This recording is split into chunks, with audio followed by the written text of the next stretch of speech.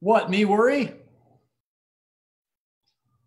Let's make sure you are. There we go. All right. You are on camera. Oh, 10 minutes to go. Luxury. I got to go grab the wines, but yes, just making sure this works. You are officially in, and we look to be officially rocking and rolling. So beautiful. Cool. All right, let me go grab the wines. Take your time. We got a little time for sure. Cool.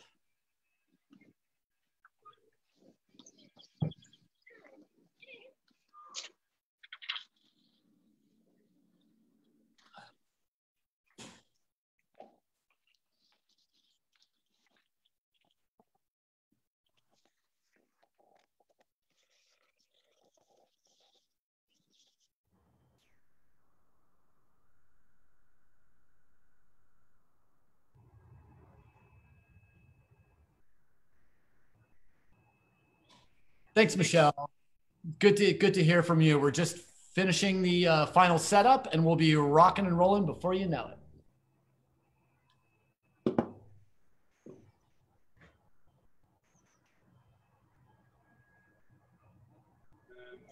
me go grab the wine. All right, looking at some of our Facebook comments, we've got Christy Marshall in the house, we've got Phil in the house, we've got Dawn and Phil in the house, and Phil Carpenter gets excellent bonus for also bringing a watch party. So thank you, Phil. We appreciate that.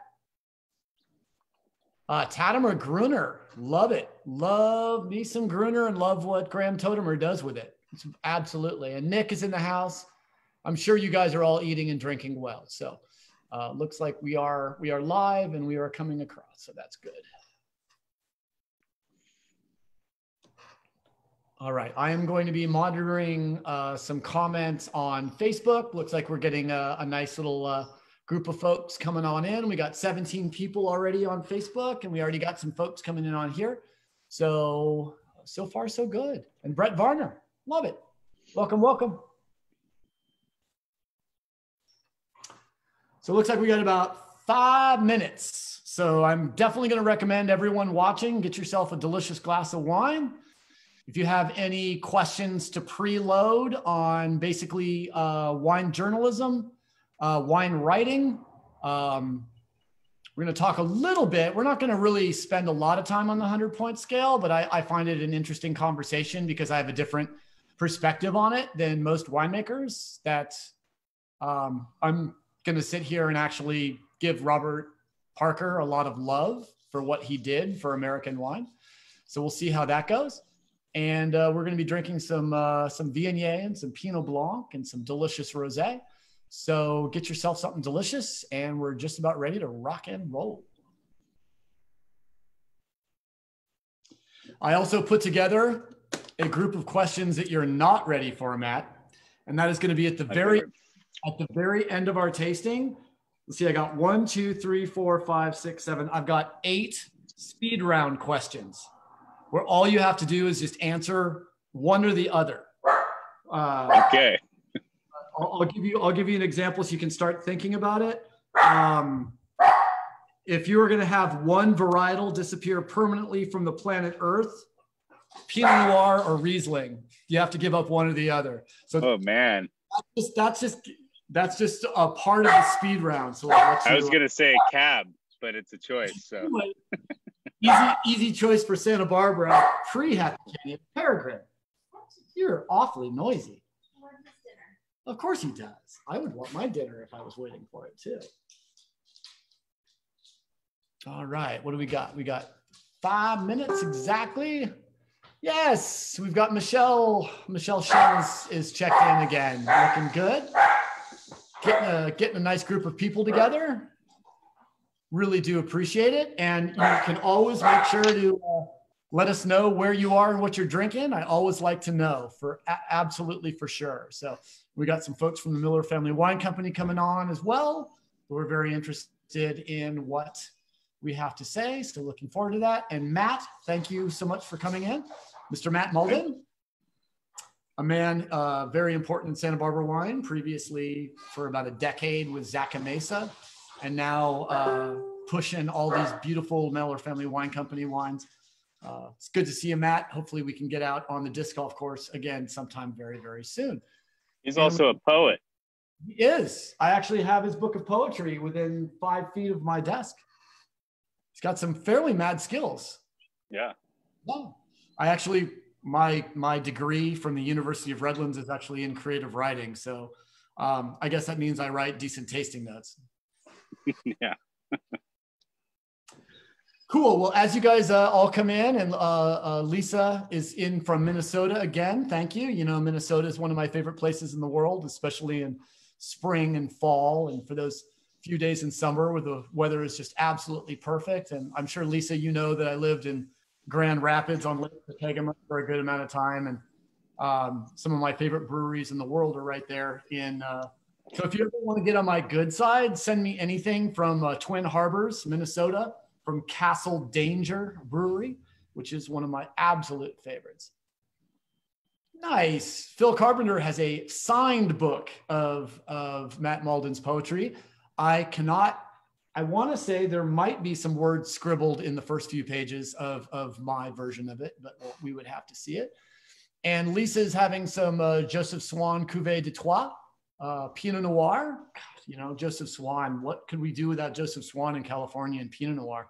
What an incredibly important thing for California wine. So I just got off another Zoom presentation with the Paso Robles Wine Alliance and Gary Eberly talking about alcohol levels in Paso wine, which I thought was a pretty interesting conversation. And I thought Gary had some really interesting historical perspective. I know it'll be recorded and put up permanently on the Paso Robles Wine Alliance Facebook page if anyone's ever curious about the conversation I had with Gary Eberly and Chris Taranto from the Paso Robles Wine Alliance. So good stuff, good fun, and I hope you guys are all having a good time.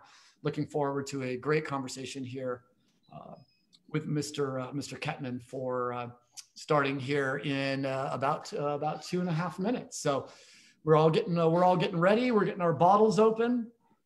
We've got a bottle of 2019 J.Wilkes Rosé of Grenache.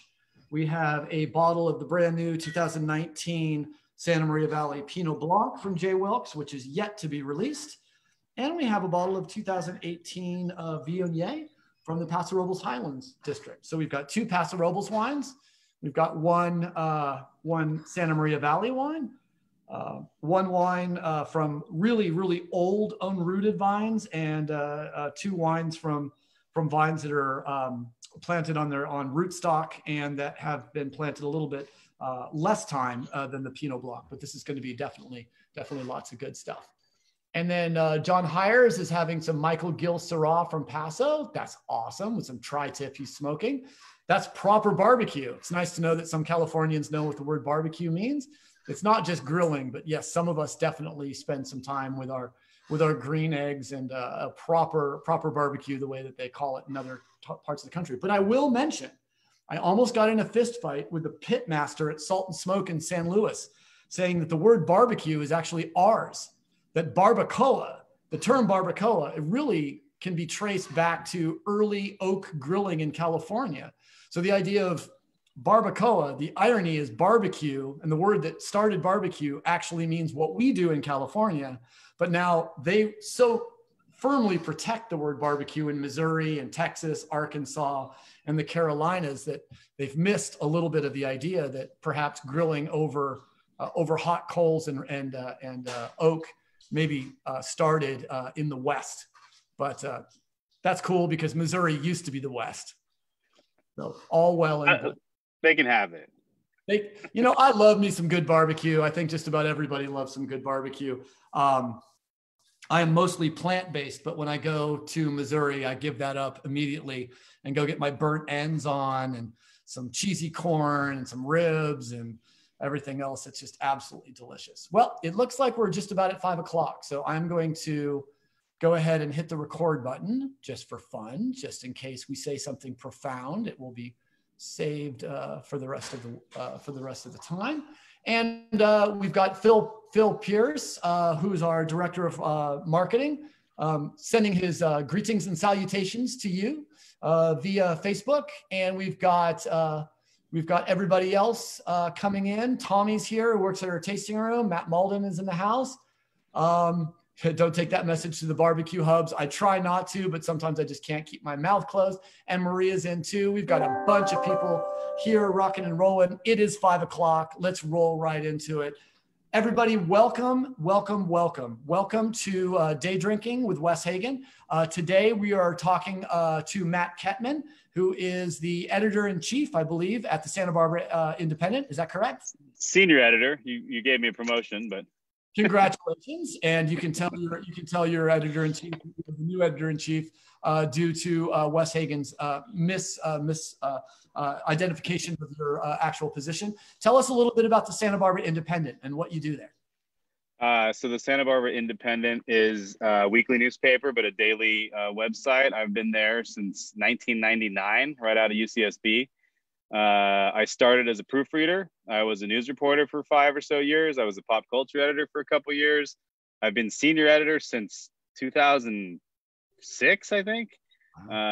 So I actually helped develop independent.com way back when, which became actually a nationally award-winning website at one point. So we do, it's a general interest publication. We cover hard news, city council, county meetings, school board, all that sort of stuff.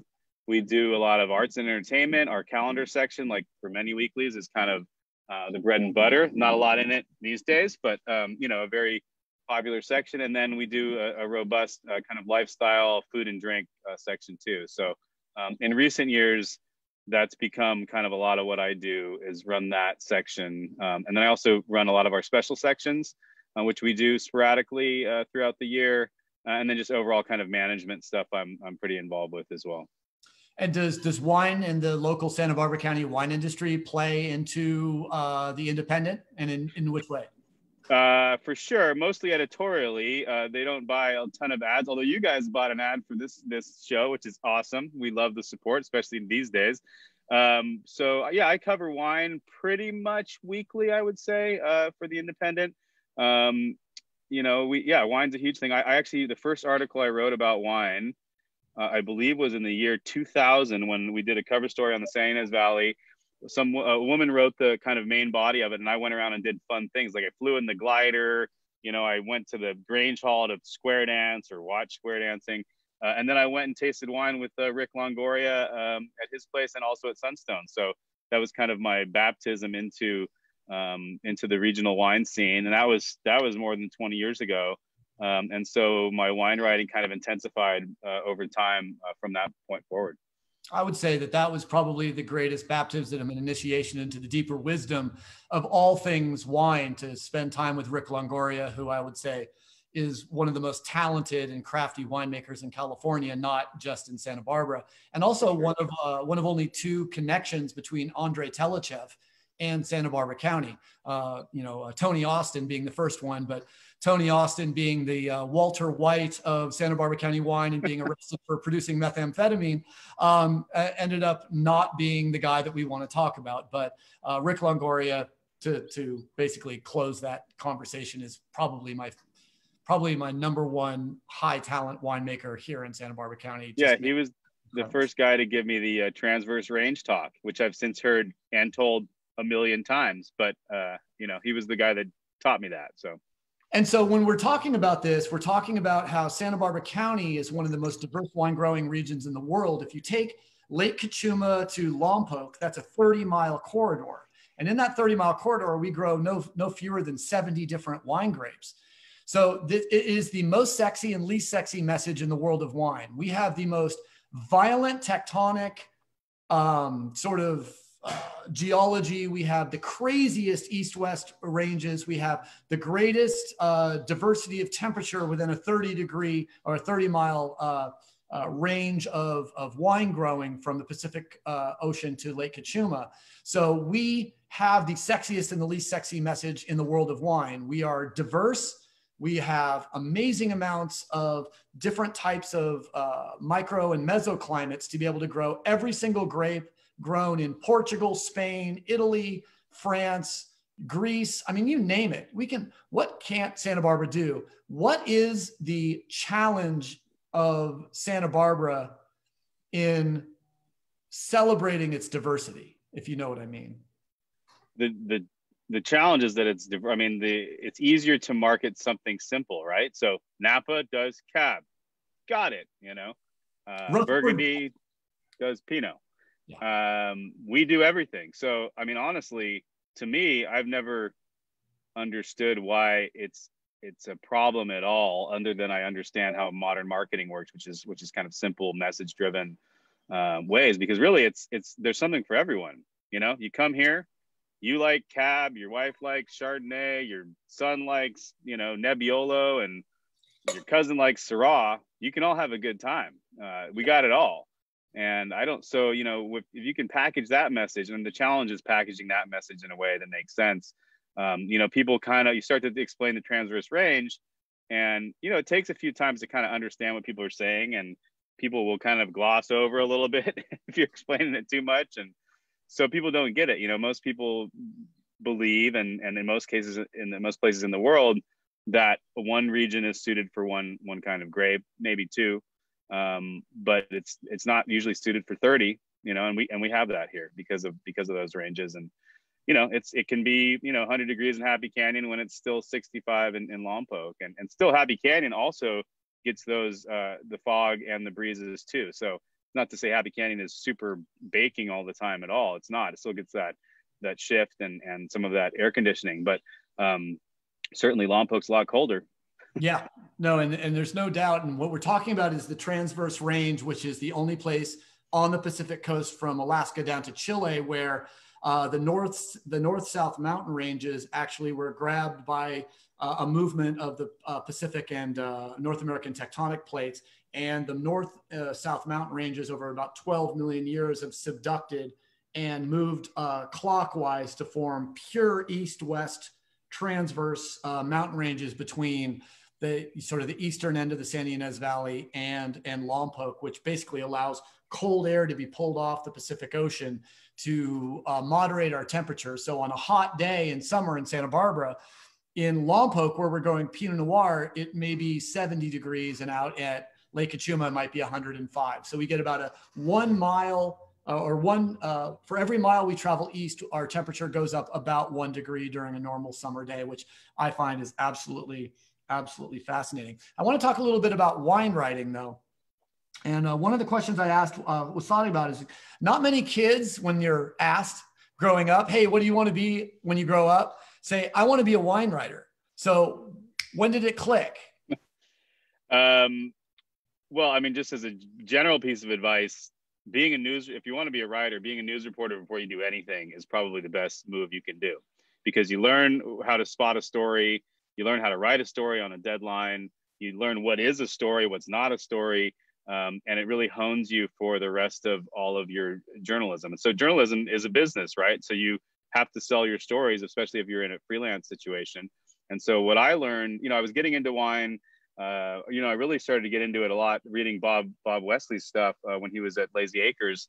He would write the inside of the Lazy Acres grocery store, the mailer, and there'd be this 2-page spread on wine. And Bob had a great way of telling stories behind the wine and making it fun. And so I started to learn a lot about the stories behind the wine. And that's always been what's interested me. I mean, I love wine. I love the flavors. I love all of that. But the people and the places behind it are really what's kind of driven me.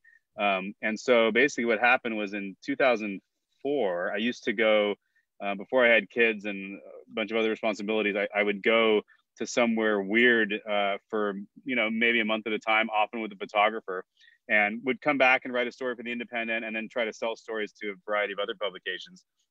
So 2004, we went to this place called Nagorno-Karabakh, also known as Artsakh. It's a still officially unrecognized republic between Armenia and Azerbaijan. Fallout of the Soviet Union, big war there that most of us in America never heard of. Tons of people died. So we went there 10 years after the war had ended to do some kind of geopolitical stories. I went with a French-American photographer who actually ended up getting kidnapped in Syria more recently. He's okay. But anyway, so we went there, and I knew it was going to take a while to figure out the geopolitical stories. And so we also had some contacts in the agricultural community. And it turns out that, wine is essentially from this region. It's the Caucasus Mountains, probably 100 miles as the crow flies from the first hermaphroditic grapevine, which is what gave birth to, modern viticulture. And so they were bringing back their wine industry. And so, but all their vineyards were filled with landmines. Their wineries were riddled with bullet holes. And so we spent a couple days going around tasting this wine. It was a little rough. I wasn't a critic at the time, but it was a little rough. We tasted some other stuff too, some booze. I actually accidentally took a shot of like 95% booze. I thought that it was being mistranslated as proof. I'm like, oh, it must be 90 proof.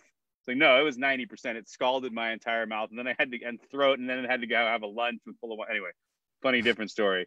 But then we came back, and we did some of the other stories too. We'd get drunk with generals and go shoot their fully automatic rifles. It was a good time. Came back, did a cover story for the Independent on the broader situation, but then had this wine story and went to Borders downtown when it was still there on State in Canna Perdita, where I lived a couple blocks away. Went to the magazine section, was like, what's a wine magazine?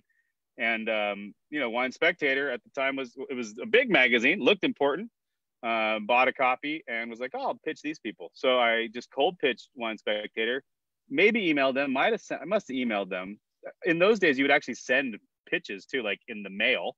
And I pitched them, and they said, we've never heard of that place. We'd take that story. So that story ran the next year, and at a full feature, 3,000 words, bunch of photos. But right away, they were like, well, what other stories do you have? They could see that I was, a relatively skilled reporter, which is to some extent somewhat rare in the wine writing world. There's not a lot of, there's more and more, but there's not a lot of trained journalists. A lot of them come from industry or get into it some other way. And so they paid pretty well. As a freelancer, you paid per word, and they were paying $1 a word back then. Hasn't gone up a whole lot, honestly. Yeah.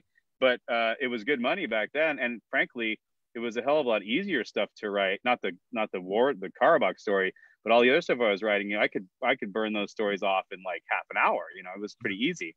So it was good money, and I realized, wow, this is a niche. First of all, I enjoy it, and then second of all, I was good at it, and third of all, it paid well. So I was like, oh, I'll keep doing this. So I wrote for Wine Spectator for almost 10 years. A handful of stories every year.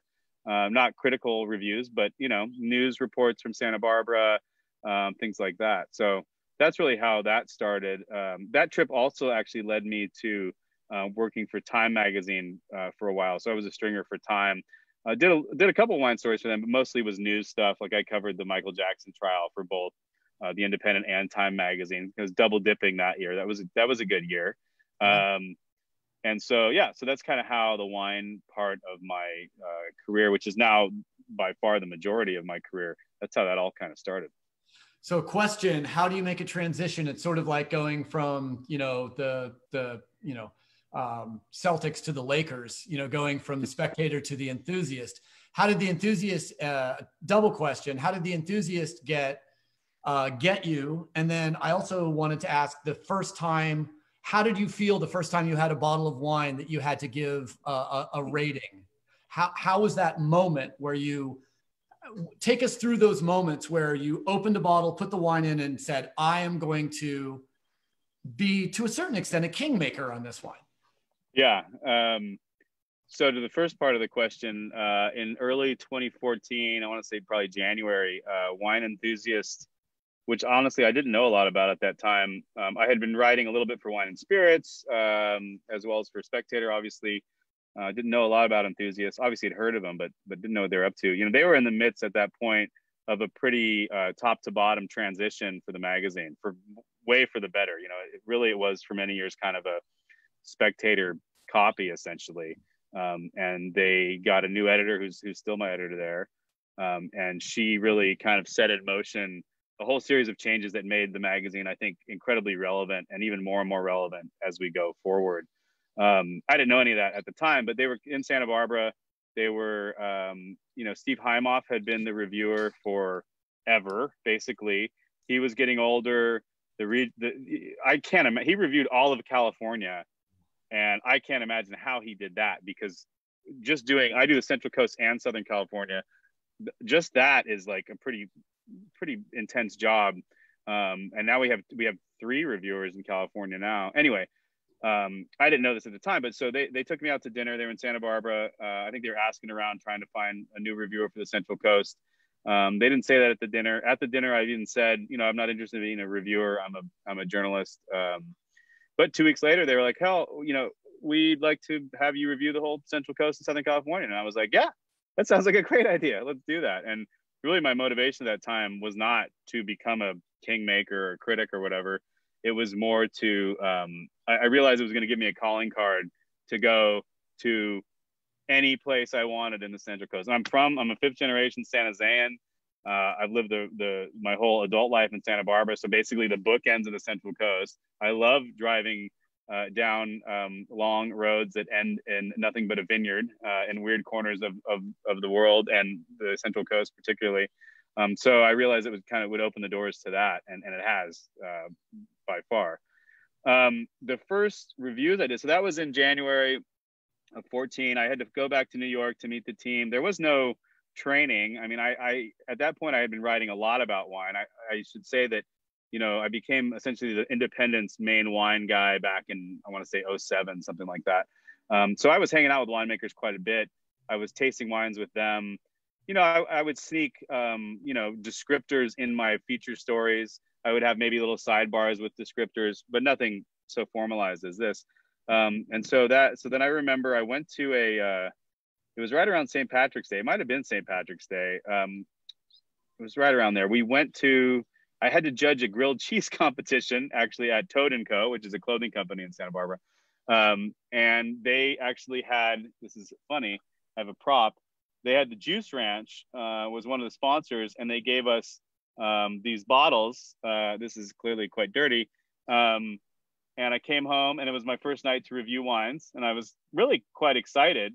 I wish I knew. I probably could look up what those first wines were. I should look that up. But so I came home and popped some bottles and started tasting, and really had to just kind of figure it out. Anyway, this became my spitter, which it still is. It's a great mouth. Anyway, so those first wines, it was really just a lot of figuring it out. In the beginning, I would say a lot. It's pretty challenging to come up with descriptors beyond cherry and cedar over and over and over and over. Right. And the only training, it wasn't even training, but when I went to New York, I hung out with our tasting director at the time, and she blind tasted me on some stuff, and I didn't know if it was a test. I really didn't know what was going on. But to me, the point of the exercise, she tasted with me and she showed me her notes, and her notes were so like descriptive and creative and all this stuff. And I think the main point of that exercise was to show me, like, go for it. You can kind of say whatever you want, and over time you will develop, a vocabulary that works for you and that your readers will start to identify with as well. And that's essentially how it went. But really just figuring it out as I went. Do you start when you're looking at a wine? Is there a numeric score that every wine starts with, and it has to prove to you if it goes higher or lower? I mean, I've been a wine judge for 25 years. We used to eliminate over half of the wines in international competitions in California just with our nose. We would do a retain eliminate round. We would smell, and half the wines would smell so bad back in the 90s and early 2000s, we would eliminate them from the medal contention. Today, I think 2008 and a little bit of the recession that happened then got a lot of bad winemakers fired, and did probably more in 10 years for the wine quality than I can probably ever point in 10 years. So I guess the question I have, with so many damn good wines in the world, is it harder? Do you think it's harder being a critic now in the golden age of wine, where wine has never been better and never been more affordable? I would say so. I don't get a lot of bad wines, and honestly, when I get a bad wine, I'm a little bit happy, because it's like there's a counterpoint. It's like, this is actually bad. I mean, it's a self-selecting process, right? You send me your wine if you want it reviewed. If you have a pretty good sense of of wine, you probably aren't going to send me bad wines. They do come, but it's few and far between. So honestly, a lot of my scores are between 88 and 91. You know, I mean, that's a huge chunk of the scores. So to some extent, to answer your question, I could say, you know, 88 is kind of a base level for me. That, to me, an 88 is a very solid wine that you could drink every night and not get tired of. But it's not packing in the texture or the additional layers of flavor that you know, that I want. 87 is not necessarily a horrible wine. It's definitely not, but it is a wine that's like lacking a little bit. So to me, there's kind of there's an 88 line to me a little bit, you know. Okay. And then once you start to get into 92, 93, you know, things are happening on multiple levels. 94, 95, you know, it's really firing. And I don't do a lot of 96 or 97s. And I think 97 is the highest I've gone. Although I might have just given a 98. I can't remember now. I think I did give a 98. Anyway, so, you know, those are when things are like, holy shit, this is a really serious wine. And it just keeps, not only is it delicious and bringing you back, but it's like making you think of things that you hadn't thought of in a long time, and really just kind of popping your mind open beyond the flavor, beyond the texture. Like something magical is happening there once you get into those levels. Do you think in modern wine criticism, a wine that was elegant, complex, and restrained could ever get 100 points? Or do you think 100 points requires a certain level of extract that is just a slap to the face? It is tough. I mean, I will say that bigger wines, especially, you know, we taste blind, single blind, so not like super secret, but single blind, we taste blind. Those big wines stand out, and they do make it easier. I mean, essentially, when you give a score, you have to justify it with your note, right? You can't be like, oh, 100 points, great red fruit, a little bit of baking spice, solid wine. It's got to be like, you got to like make your argument at that point. And so, yeah, I mean, those bigger wines tend to have more layers of flavor. You know, unfortunately, they're not the wines that you actually want to drink all the time. You might be able to have a half a glass maybe.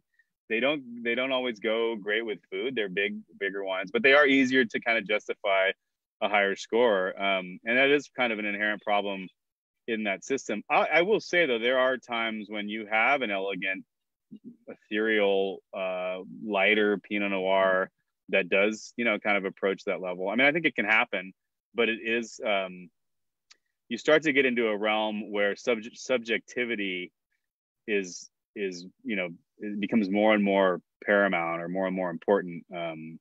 Whereas if, you know, a big booming wine, you know, everyone can taste it and be like, okay, maybe I didn't think this was a 100-pointer, but I can see what you're talking about. You know, there's a lot happening here. I'll go ahead and drop a name here and tell a story I usually tell without the story. But about 15 years ago, I spent an afternoon with James Laube from the Wine Spectator, who came down to Santa Rita Hills to taste with a bunch of us over at Melville. And I asked him a very pointed question that I didn't expect a very honest answer, but he gave me a damn good one. And that is, okay, dude, you had a fantastic night with your wife. You had a perfect evening. You couldn't be happier. You drive across the Golden Gate Bridge into San Francisco, or driving into Napa from San Francisco, and you are in the best mood in the world. My wine is on the desk, and your job is to taste it, and you taste it with that perfect attitude. You get in an accident on the Bay Bridge. You get into work 3 hours late. You are in a horrific, no good, awful, pissed off mood. You taste my wine. What's the difference between the perfect mood and the worst mood in the world? And does it influence the way that you taste that wine given that day? Or he said 2 points.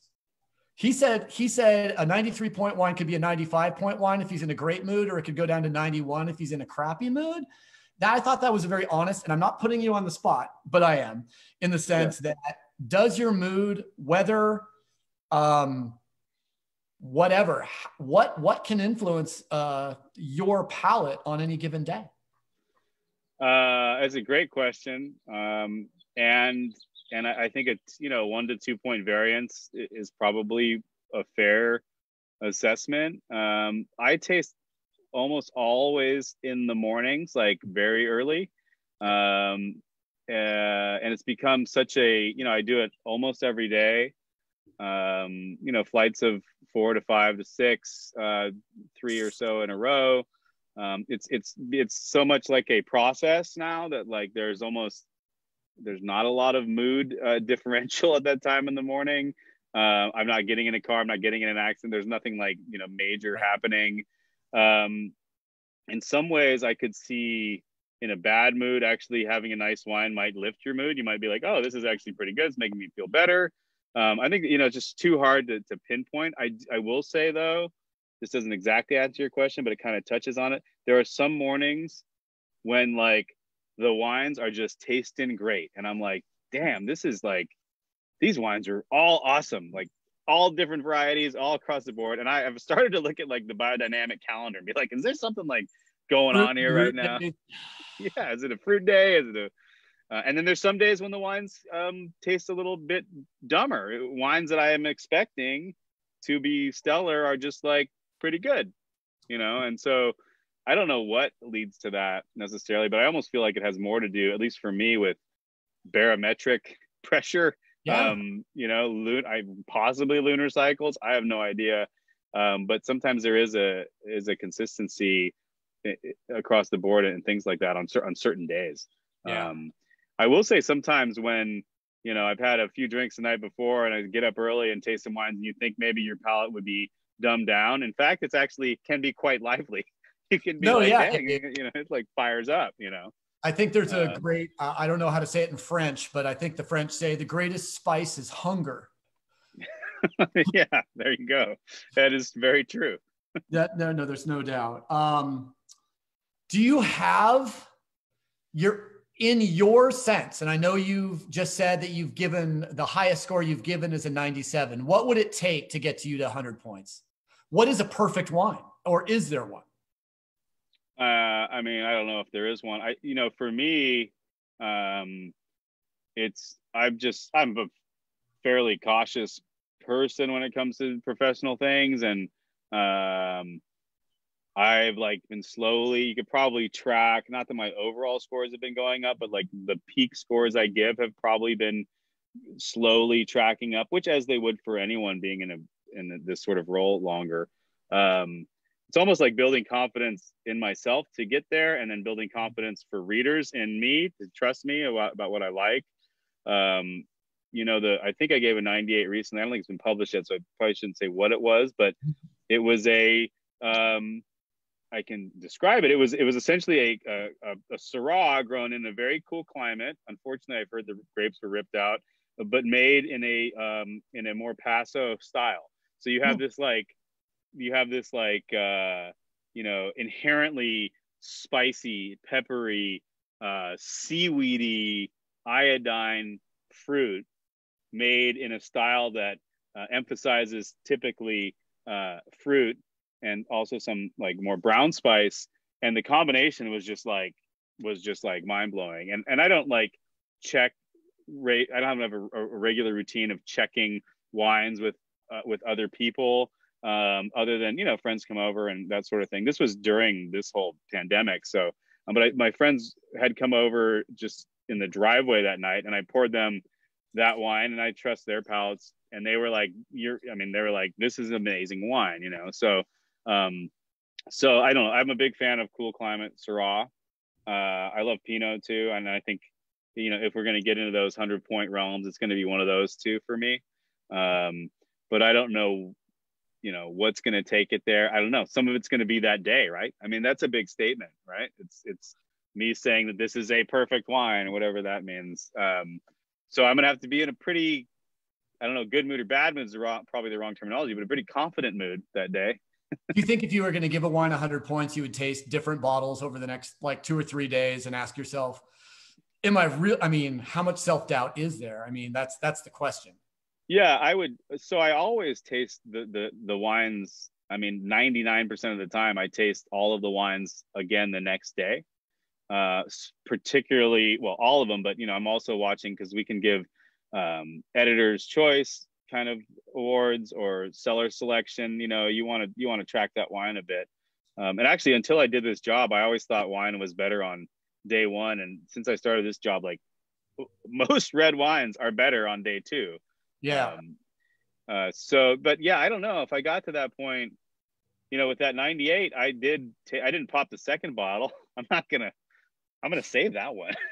But, yeah, I would, it'd be interesting if I did get to 100 point and I thought long and hard about it. It might be interesting to just contact the producer, not tell them why I was asking, but be like, hey, can you send me a couple more bottles? I'm in a, interesting situation here. And just to see, if there's a consistency across all of the bottles. I mean, it would be interesting to know, sometimes you get a bottle that was maybe at the end of the bottling line that day and there's something off about it, but not off enough that you can tell that there's something wrong with the wine, but maybe it's a dumb version of a better wine.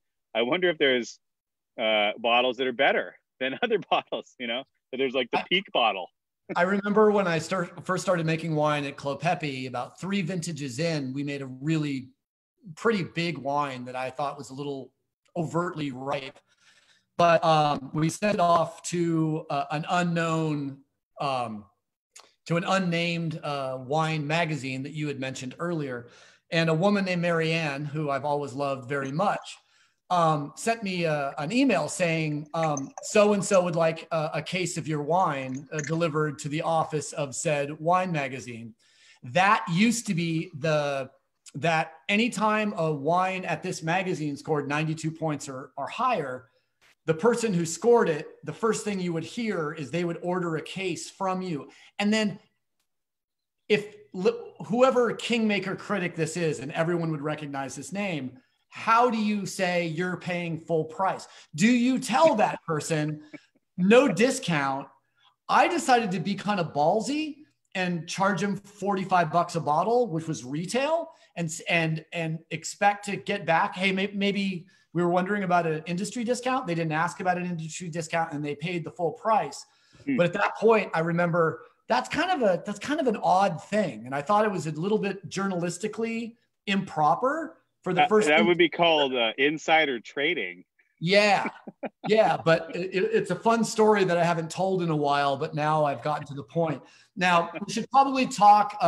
And I understand that we're not going to be talking about specific qualitative aspects of these wines, but we are tasting a few of the J.Wilkes wines as we go through this.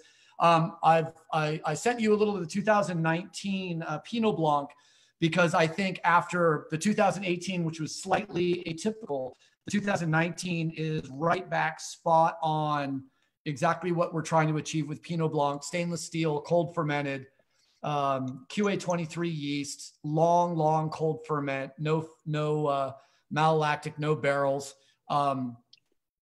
Does Pinot Blanc have a place in Santa Barbara County, or is it just too esoteric?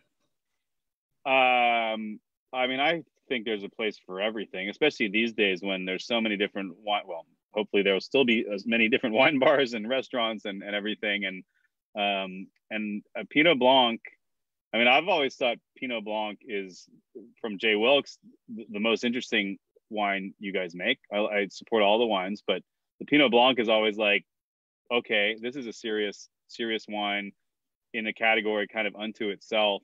But I also say, I get the Jed Steele makes a Pinot Blanc from Biennacito, and it's fascinating too. So there is something about, it must be from the same block. I don't know if it's the same old vines, but it must be something about that block is like, above and beyond so much of the white wine that's out there in the marketplace. It's 47 years old. It's own rooted. Who else can say they have 47-year-old own rooted Pinot Blanc mistakenly planted with a couple % of Melon de Bourgogne?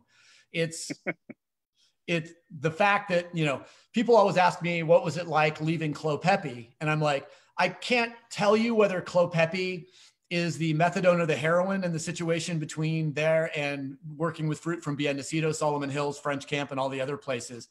But how lucky have I been as basically an ex-English teacher turned winemaker that I end up making wine from two of the most important properties in Santa Barbara County. I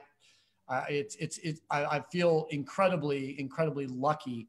And Pinot Blanc has become quickly, and I learned about Pinot Blanc from J.Wilkes when I spoke with him in 2015 when I came back from Alsace. And I said, well, I just got back from Alsace, spent time tasting with the wine box and basically Trimbach and, all the way throughout Alsace. And this is just one of my favorite grapes. And I remember him pouring me some wine out of a tank that he was about to bottle. And it just blew my mind. And I said, gosh, who's growing Pinot Blanc around here? He said, Biennacido has had Pinot Blanc since 1973. We're down 300 acres in California. So it's sort of an endangered species. I was going to say that must be going down because no one else is making it. So, yeah. And I mean, if you eat a white rhino, there's one less white rhino in the world. But if you drink Pinot Blanc, we'll plant more. So every single one of you out there watching tonight can affect the impact of Pinot Blanc in the world. So I say, Pinot Grigio is like making love in a canoe. Pinot Blanc is like the most beautiful thing in the world. Making love in a canoe, it's like effing close to water. But, to keep our PG rating on this beautiful conversation, I'll leave that there. But I also say that Norm Yost at Flying Goat makes goat bubbles, and he makes a lot of great ones. But my favorite one every year is the Pinot Blanc Cremant that he makes. And Sierra Madre. I think it's Sierra Madre, yeah. So there's something about that grape in the Santa Maria Valley that it likes it, and I guess the more people we can turn on to that, the better for all of us. Goes well with fish. It goes well with nothing at all. It's a great summer sipper. It's a great session wine, but you think about Santa Barbara cuisine, the local character of the fish, and specifically the uni. I mean, eating live. I like to eat my uni live and wriggling. If it's not dancing on my tongue, it's not fresh enough. And if you've ever had the foie gras of the sea with a great, crisp, bright Biennacido, Pinot Blanc, there's just nothing wrong. I just learned recently that in 1954, they pulled Pinot Blanc out of the Romanée-Conti vineyard. Up till 1954, 10% of Romanée-Conti was interplanted to Pinot Blanc. And Pinot Blanc was an integral part of the greatest Pinot Noir in the world, arguably. Is there any Pinot Blanc generally left in Burgundy? It's actually been removed. Now, I don't believe it's allowed in the AOC. It has to be Aligoté Chardonnay if it's white, and it has to be Pinot Noir from the Edict of 1395, Duke Philip the Bold declaring that any red grape grown in Burgundy after 1395 would result in the death penalty from the person who planted. And even Malone de Bourguignon is not there anymore. No, Malone, I think, has kind of gone the Gamay Blanc route and moved up to Beaujolais to make some beautiful wines up there. But yeah, Malone unfortunately does not. Malone de Bourgogne does not really exist too much in Burgundy anymore. Let me ask a pointed question, so much so that I wrote it down and I'll read it. Some might say that Americans are too wound up about wine, that we talk about it too much, we write about it too much, we talk about it, and we should just basically shut the hell up and let wine lead to a conversation about everything but wine. How does a wine journalist suggest that we get back to table and allow wine to lead to a conversation about everything except itself? I mean, it's almost antithetical to what the job is, right? I mean, our job is to toughest question you've ever been focus on wine. I mean, I agree. I guess what I do is do that in practice, right? Like when I'm popping wines with buddies, we might have a comment or two about the wine, but we're not talking about wine. We're talking about everything else, right? It's hard to, write that in the sense of like, you could write that story once, but our jobs are dependent upon writing different stories all the time. Right. It's hard to advocate for that other than in doing, right? And I don't, I guess the one thing that I've always been fascinated, and I already mentioned this, is not so much the wine itself, it's the people and the places behind it, right? I mean, and so most of my journalism, other than the reviews that I do, it is focused on that, right? So my job, I see it, is telling stories, interesting stories about people and how they got there, and places, and what the history of that place is, and what was there before, and what those people were growing beans for, what their cattle was going to. I mean, that's always been more fascinating to me than the nuances of a wine. I mean, it's great to be a reviewer in the sense that it's a steady paycheck. It keeps me in touch with producers all over the place and what they're doing, both qualitatively and kind of creatively. It's a perfect, method of doing that, and also supports me financially. But my interest is not in that. It's much more in, telling these people and place stories, which I guess kind of does what you're talking about. I mean, it ends up being, we are talking about wine and people who make wine and places where you grow wine, but the story is much deeper than that, and hopefully goes deeper into the heart of, what it means to be a human and what it means to live on this planet, and all of that. And, I mean, I've interviewed you I'm doing a book project right now called Vines and Vision, and there's about 115 chapters, and 100 of those chapters are basically those stories, right? Stories about people and place, and not about, very little about the wine, frankly. So I guess in practice, I do try to talk about things other than the wine, yet within the context of wine. Love that. I love that. From a tasting note perspective, I went up and spent some time with Dr. Craig Root at University of California, Davis, who is the #1 consultant in the world for tasting rooms. And he did a study and found that too bad he's not in viticulture, because his last name is Root, but go on. Yeah, no doubt. But every day is a root day for him, so he doesn't get much fruit out of his wine. He did a study where he found out that in the tasting rooms he studied, and the tasting notes that were offered to the people that were tasting and potentially buying these wines, every time a fruit, spice, or other reference was used, blackberry, blueberry, strawberry, baking spice, in the tasting notes, he found that the sales of that wine went down 1% for every reference that was listed in the wine. So if you said blackberry, blueberry, strawberry, rhubarb, baking spice, and then another wine of the same quality and the same price was talking about stylistic tasting notes. It's got great verve. It's got great liveliness. It would match beautifully with a piece of salmon, that the sales of that wine would increase. And how do you feel? What does referencing fruit, spice, wood, and other things, is this a way to connect and build a bridge of flavor from your mouth to the consumer? Or are we just showing off? And how accurate is it? Talk to me about a little bit about your thoughts on tasting notes. Who should take tasting notes, and are they meaningful? Yeah, I mean, that's almost a central question of what we do with the tasting notes. And I like to think I do a little bit of both of those things. I mean, we have to. I mean, look, the job is tasting 200 to 300 wines a month, and then writing. Not the scores are one thing, but then writing notes that are, let's say, 40 to 60 words long for every single one of them. And you can't be too redundant. You can't be redundant in format. You can't be redundant in words. I mean, you obviously are going to be, because there's not that many fruits. There's not 300 different fruits I can reference, which would be a mess anyway. So,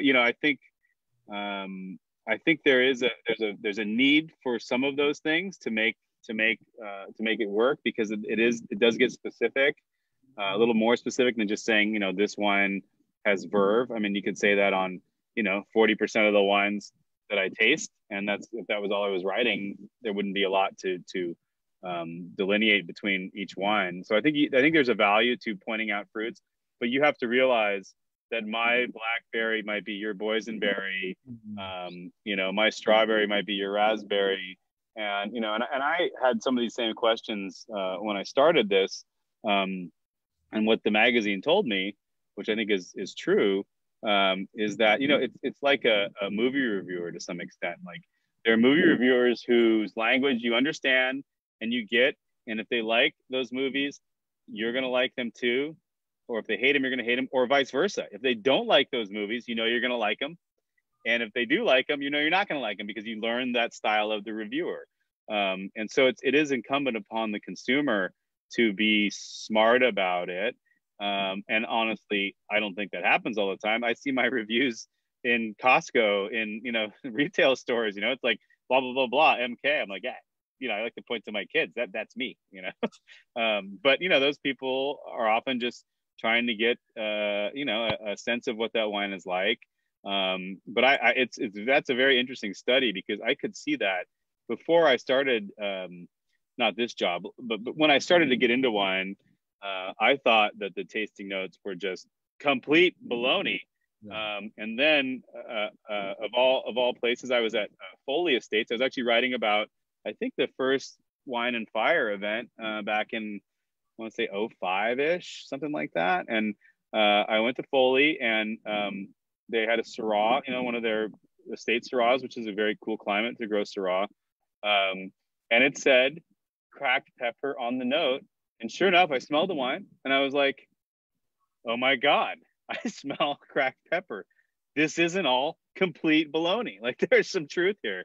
And I know that maybe you were thinking about asking me that at some point, like, was there a wine that kind of opened your eyes a little bit?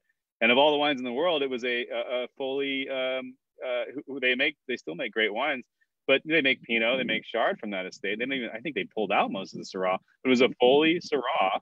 From Rancho Santa Rosa, Santa Rita Hills. Rancho Santa Rosa, yeah. And I was just like, whoa, I got it. And it wasn't so much that it was the most amazing wine I'd ever tasted. It was just the first one that connected me as a writer between what was in the glass and what had been written. Up until that point, I was like, this is crazy, all this stuff doesn't even make sense. And so from that point forward, I took tasting notes a little more seriously, but with the grain of salt. I mean, they're completely subjective. Yeah. It's just one guy or gal's opinion, and it's their tongue. My tongue is not your tongue. That said, as you do it more and you hang out with people who do it for a living, whether they're a winemaker or a journalist, your vocabulary does start to match in certain ways. So, when we're talking about a lighter style Pinot Noir and there's raspberry, people can agree that is a raspberry-like flavor. Maybe not everybody, but you can start to get in a professional circle, people who do this for a living, there is a language that is not completely subjective. There is some through line of agreement on certain things. It's funny because when you mentioned this, I come from a legal family. My uncle clerked for the Supreme Court. My mother was a senior partner at the largest law firm in the United States. I started thinking about stare decisis, like the idea of that studying law, you study what has happened in the decisions before you. So I guess what I'm seeing is the same way that the law circles the wagons around certain ideas and certain concepts. The way I see is wine reviewers are constantly reading each other's stuff. So you guys are part of a culture, and that culture is developing a language that is somewhat standardized. And I think I'll be honest, I'll read reviews and I'll be like, like there was one Snappy. I'd never used Snappy, and I was reading, I want to say Spectator at one point, and it was like Snappy raspberry, and I was like, yeah, I get that. And so now I use Snappy with some. Yeah, like someone introduced me to the word cut, and I can't stop. Someone turned me into like crunchy apple. I'm like, crunchy. Oh God, you're absolutely right. And there's certain words. This is a great question, because it's a question I struggle with as someone who writes tasting notes professionally for a company. How do I break myself out of the regular terms I use? Let me ask you this question. I think it's a better question. Is there a book, if you could only have one book open as a reference as you take your tasting notes, and this has no influence on, to say that you aren't able to do it independently, but is there one reference or textbook that you think would help someone take tasting notes better than anything else? Well, there's that flavor wheel, right? Right. And Noble. Yeah. And so that, when I first started this job 6 years ago, I was having to kind of look up words, fruits, vegetables, well, fruits more than vegetables, spices. I bought, this is an interesting technique. You sometimes just get mailers in your mailbox. You're like, how the hell do I need this? Why do I need a bunch of athletic shoes or whatever? But a Penzeys Spice mailer showed up in my mailbox, soon after I started this job. Penzeys Spice, one of the largest spice companies in the world, big catalog of like spices. And I was like, I ordered like 50 different spices and got them all delivered. I still have them. They're probably not good anymore, but I smelled them all. And I started to use those elements in the tastings. And I also, when I go to the grocery store, when I used to go to the grocery store, I would like pick up fruits, either buy them or just pick them up. Fruits I hadn't seen before, was less familiar with, smell them, scratch them, which is probably you're not supposed to do, especially now, but would scratch them, smell them, and just, I probably look like a weirdo because I was like trying to explore all of these different fruit and vegetable and spice realms. And I still do that every day. I mean, really, one of the best auxiliary effects of this job is that you just pay a lot more attention to a lot more of your senses, right? You're always paying attention to what you smell. You're paying attention to what you taste, whether you're in a fancy restaurant or a shitty restaurant or at home. You're paying a lot more attention. I actually really want to write a story when I have some time about, I ride my bike for exercise most days of the week, and write a story about all the smells I have on my bike ride from my house here in Goleta. I ride to Campus Point, UCSB most frequently. I can see them, eucalyptus trees here. I go by the ocean. There's some pepper trees I smell from time to time, and just write a story about all of these cut grass, Sauv Blanc smells, and just write a story about how on your daily bike ride, you can kind of run into all of these aromas of wine. And so, I mean, the textbook wouldn't be a book other than that Flavor Wheel is can be quite handy, but would be just paying attention to your world around you. And it's an opportunity to dive in and enjoy your life more, honestly. Yep. And the woman who actually created that aroma wheel, Dr. Ann Noble at the University of California, Davis, I took a couple of courses with her. Not only did she walk by someone and stop and smell them and said, "Did you wear perfume to my class?" And she said, "Yes." You need to go home and shower. Kick her out of a $700 class with a very rude statement. But at the same time, she would tell stories about, as she grew up, she was constantly fascinated by touching and smelling. And as she told me this, now in my life as a winemaker, I think it's very important for someone who writes tasting notes. When I'm out in the world, I'm constantly touching things and putting them to my nose to sort of get aromas, buying yellow plums, buying yellow apples, buying Ravenstein apples, Rainier cherries. I mean, you name it. I don't want to get too complex, but if I'm talking about a gooseberry, I want to know what an effing gooseberry smells like.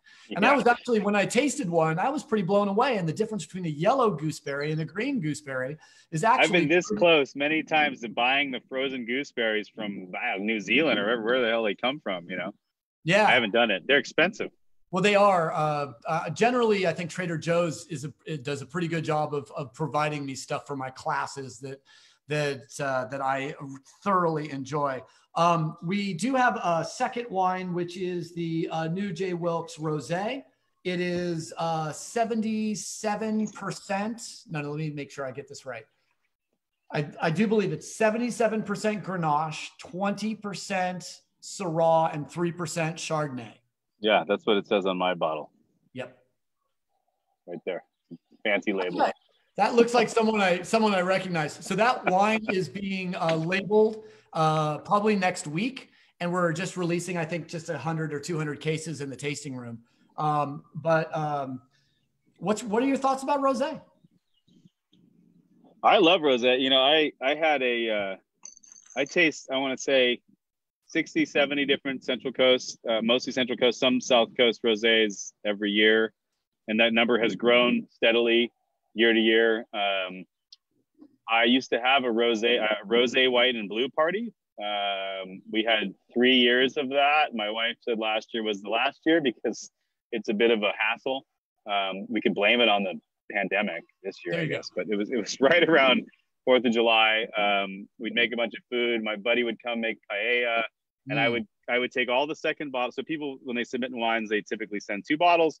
And so I would take all the second bottles of rosé, collect them for the months, and then in July have this party with like 150 people in our house, which is, we have a nice sized yard, but it's not a big yard. It's not a mansion or anything, and people are in your bathrooms, and it's a little bit of a hassle. But I would put them all out in alphabetical order. Last year we had 100 and something different rosés. People will show up with rosés too. About half of that is industry folks. A lot of winemakers are here. I would print a score sheet that was like all the wines that I had, and it was like, okay, good, very good, just 1, 2, 3. And then we would try to tally it, but that kind of never, by the end of that afternoon, no one's really in the mood for counting too much. So we would do that, and it was a great time. But last year was the last year, though I'm still saving the 2019 rosés. So I am allowed to have multiple smaller parties or offsite parties. So I'm collecting them. So I love rosé, and it's been fun. I will say proudly that I was one of the guys in the early 2000s that was proudly drinking rosé. Nice. A manly man who was drinking pink wine, and saying, this is good stuff. And it took a while for the rest of us to get there. But in the last few years, I've watched the quality of rosé out of any wine I try has just skyrocketed into, they're all pretty good now. In the beginning, just 5-6 years ago, there was a lot of variability, a lot of the Saunier stuff, and you could tell that it was like a byproduct. I mean, rosé kind of started as a byproduct of red wine, and that has almost completely changed. I still get a few that you can tell are kind of like, oh, here's our pink wine, but most of them seem to be intentionally grown to make rosé. The textures are there. That's to me what sets off a good rosé, and this has it, is that texture. You can get the nice strawberry to watermelon to peach aromas and flavors, which are perfectly pleasant even without texture. But when you get texture in there, it's like, okay, that's going to ramp it up. That said, I don't score a lot of rosés more than, most are in the 88, 89, 90 range. They're not that complex of a wine. It's hard to compare them to an interesting Pinot Noir, but well, that was going to be one of my questions. Could there ever be 100-point rosé? Why isn't there? It's the only wine style that's never achieved 100 points. Is that true across the board? True. Sparkling wine. We've had some Salon and some other incredible champagne that's got 100 points. Yeah. Obviously, white wine, Montrachet, and other wines have scored 100 points. Red wine, obviously, 100 points.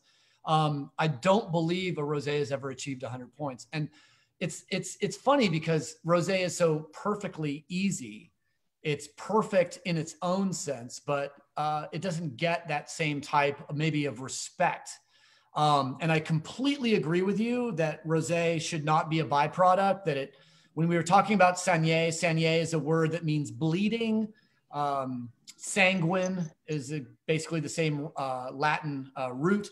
That a saignée would be to bleed some pink juice off of a red wine fermentation to increase the skin to juice ratio to make a deeper, darker red wine. The problem is you've picked grapes that are 24, 25, even 26 bricks. You're going to end up with a rosé if you don't water it down at 15.5%.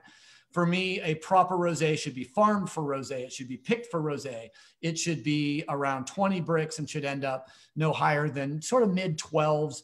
I mean, I'm not a person that says that there's a proper or a profane style of wine, but for me, rosé should have cut, it should have verve, and it should definitely be lively in a session beverage that you can drink 2 glasses of before you even think about if you should have a third.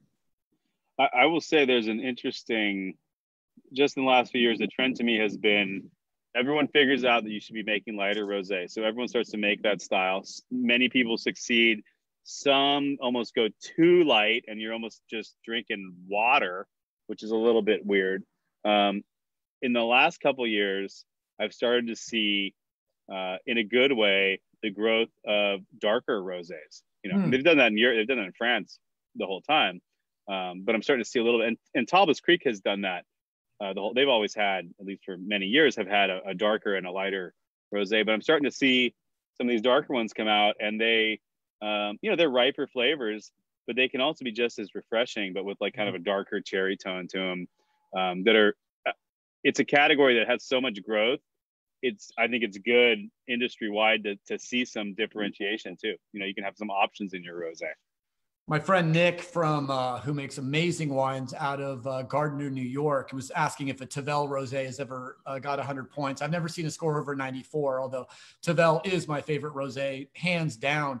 I used to make a wine when I was at Clos Pepe called Axis Mundi, and we did a lightly macerated Grenache Syrah blend out of Ballard Canyon, where we kept it on the skins for 3 days. And it looked like Pinot Noir. It tasted like Grenache with some pepperiness. So you know what? I've always wondered, why can't we play with the difference between rosé and red?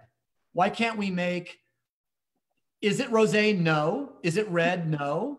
Is it right in between? Yes. That's what I would always say. It is a chillable red. Yeah, I'm bullish on chillable reds. But yeah, if you're actually talking about making a new category, we'll have to come up with a new box to check on our data entry forms and that sort of stuff. It's up to you. You know, you got to call it a red and just know that people are going to be like, this isn't red. Because there's the legal rules, right? I mean, you have to pick one. It has to be red or white or pink, right? So I want to ask you where you see Santa Barbara County wine in the future, and then we're going to do our speed round where I have 6 or 7 questions that are just a quick answer, and then we'll tie it up. We should probably finish. The last wine we're tasting is the J.Wilkes Viognier 2018. This wine did end up getting the Hot 50. It put us on the Hot 50 brands in Wine Business Monthly, which was a huge moment for us.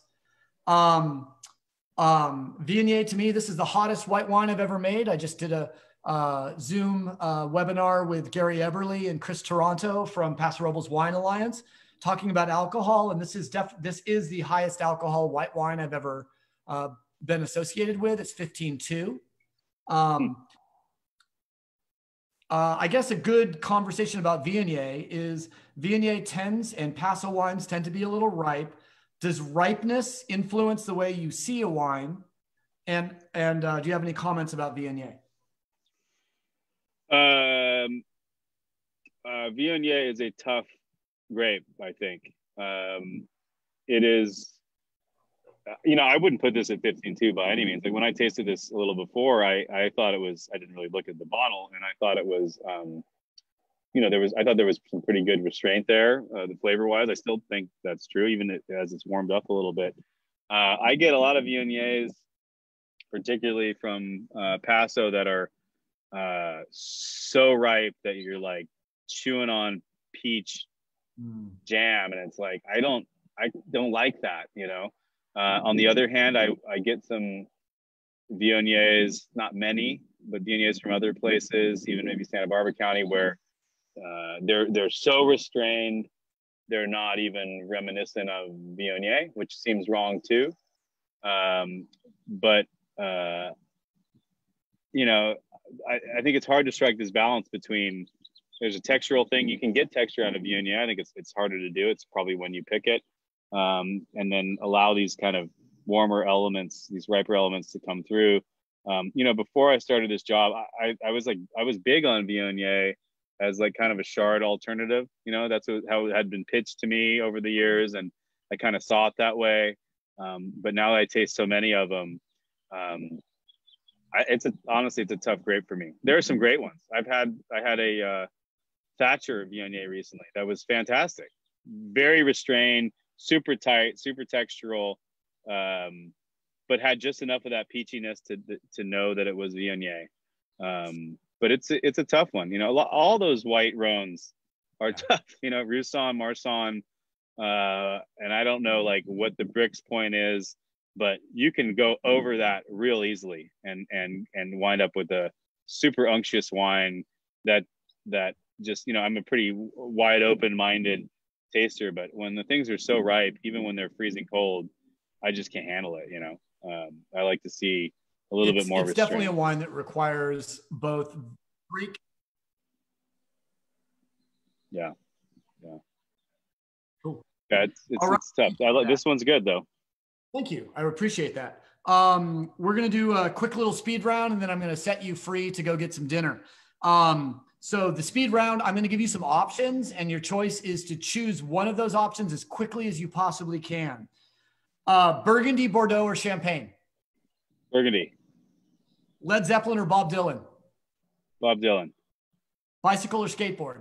Bicycle, though I did both. Trip to the zoo or a fishing trip? Fishing trip. West Coast or East Coast IPA? West Coast. Okay. Brown or clear liquor? Clear. Tequila or mezcal? Mezcal. And the hardest one I'm going to ask you is, and the correct answer, you've answered most of these questions correctly. Tobala is the answer for mezcal. And lastly, you have to make one varietal disappear permanently worldwide. Are you going to destroy Pinot Noir or Riesling? I love them both, but I love Pinot so much that I'm just going to have to get rid of Riesling. Graham Totemer is looking evil in your direction. Hey, he makes some Pinot too. That's true. I actually promised Graham that I'd plant him some Riesling at Clopepi, and I failed. So I have to apologize to Graham as well. I really appreciate your time tonight. We've done, I thought, a pretty good job of covering the subject matter. If anyone, I am going to check through really quick and see if we have any questions real quick. Wow, there's a big conversation going on. Lots of people too, so good news. I see on the Zoom chat, Jonathan Nagy also did the Penzies spice order. Really? Like I did. Yeah. Awesome. We had Master Sommeliers watching tonight, which is awesome. Let's see. We've got looking for any questions. If you have any last questions, let me know. Should there be a 2-tier system on tasting wines, perhaps split by alcohol? I guess Sean Ferguson asked maybe if there was a way that we could split alcohol into 2 levels in American wine. I don't know if you have anything to say about that. No, I mean, it was interesting as we were talking. It would be interesting to have the 100-point scale per variety or style. I mean, that would free up more wines to be perhaps higher scoring, because you'd always have to have higher scoring rosé, for instance, or whatever. It would get totally confusing, and I'm sure wineries would use their high scores to their advantage to just say they had the 100-point score for everything. But yeah, I don't know. That would be an interesting technique. I mean, you do that essentially in competitions, right? I mean, you're just judging against the other wines in that category. So yeah, I mean, things in context are obviously really so much more important. If people are going to be coming back, let's 2 last things. One is Santa Barbara, and then one will be a strictly commercial, giving everyone actually a surprise promo code and a really good deal on some wines made by the Miller Family Wine Company. If people were coming to Santa Barbara and they wanted to ask you, I want one restaurant where I can have an incredible experience in tasting Santa Barbara cuisine, where would you direct them to go eat dinner? In the city of Santa Barbara, or what are we talking about? Let's go let's go between Carp and Goleta. Okay, that helps. I don't have to say Industrial Eats then. I've become there's so many, and I'm going to get in trouble no matter what I say here, but I've become friends, and I often take particularly out of town winemakers to Convivo down at the bottom of Milpas at Cabrillo. The setting is nice. It's right across the street from the beach. It's away from traffic, away from people, and I find the food excellent every single time. They get wine, so I'll go with Convivo. I mean, it's very Santa Barbara-y too. It's in the Santa Barbara Inn, so you're surrounded by whitewashed walls and red tile roofs, and there's palm trees and sea breeze and all of that. So how about lunch? Is Super That's Rica? where I go for lunch usually. Actually, is Convivo. Well, Rica, that's what. Is Super Rica still de rigueur? Or do you have a favorite Mexican? Super Rica is great. I just never go there because there's always a line out the door from people from Los Angeles. So I go taco-wise. Lily's is solid. Cuernavaca is quite good. Honestly, almost all of our taquerias will give you a pretty amazing experience. And even our upper scale, more upscale, Los Agaves, Los Arroyos is solid. I just had a pozole from Los Arroyos here in Goleta that like it was a takeaway, it was a pandemic pozole, but we had been at the river all day, I think, and came back and got this pozole, and I was just like, that's one of the best pozzoles I've ever had, and I've eaten a lot of pozole. I don't know, our food here is fantastic, and that's what, my cover story in the Independent this week, you can see it on independent.com, is about restaurant reopenings and what the reality is, and it's dire, but it's happening today. I saw Santo Mezcal was open. Los Agaves is open today. I was down there going to your tasting room. Yes. It's open. Things are happening. They shut down State Street, 500 to 1300 block. Just no traffic. Love it. There's going to be, seats on the sidewalk and on the street for restaurants. And, that's what we need right now. So, it like you said, with the recession of 2008, it shook the bushes a little bit and got not the ripest fruit out maybe. And not that this pandemic is a good thing by any means for any measure, but it's going to do a little bit of a shakedown and see who remains, and the cream of the crop is going to be there, Even though Darwin said in the preface of The Origin of Species, I'm not making this theory for social purposes. That didn't stop us. So thank you for all your time. Thank you for your passion. Thank you for your writing. Thank you for advocacy of Santa Barbara wine, Paso wine, all the wines that we do. The last thing that I'll really share with everybody tonight is I just got approval from the Miller Family Wine Company to extend, for the folks watching this, a 50% off sale for the Ballard Lane, Barrel Burner, and Smashberry wines. If you go to Miller Family Wine Company or MillerFamilyWines.com, you can use the promo code DD50, Day Drinking 50 for 50% off.